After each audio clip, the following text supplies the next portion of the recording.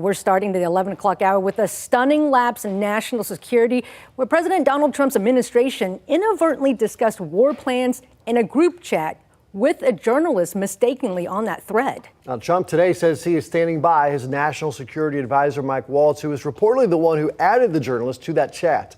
ABC's Perry Russell has more. Two top members of President Trump's cabinet involved in that stunning lapse of national security on the messaging app Signal on Capitol Hill today. There's a difference between inadvertent release versus careless and sloppy, malicious leaks of classified information. Director of National Intelligence Tulsi Gabbard and CIA Director John Ratcliffe in front of the Senate Intelligence Committee for a previously scheduled hearing. My communications, to be clear, in a Signal message group were entirely permissible and lawful and did not include classified information. Both of their names appearing in a group message where sensitive war plans in Yemen were reportedly discussed earlier this month.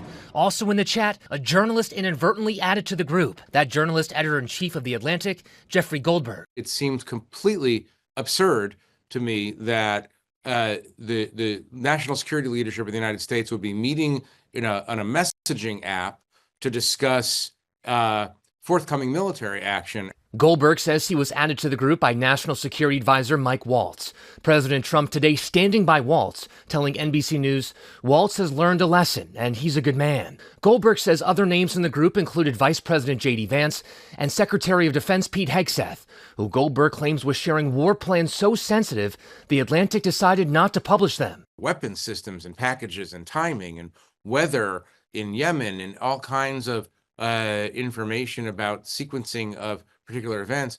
Hegseth denies sharing war plans on a public messaging app that would usually be discussed in a secure setting approved by the government. Nobody was texting war plans, and that's all I have to say about that. House Democrats not buying that denial. Instead of apologizing to the American people, Hegseth lied to American people. Both sides of the aisle are calling for a full investigation to get a scope of what happened here and to see if this has happened before, where secret military operations are being discussed on an unsecure channel. Perry Russell, ABC News, Washington.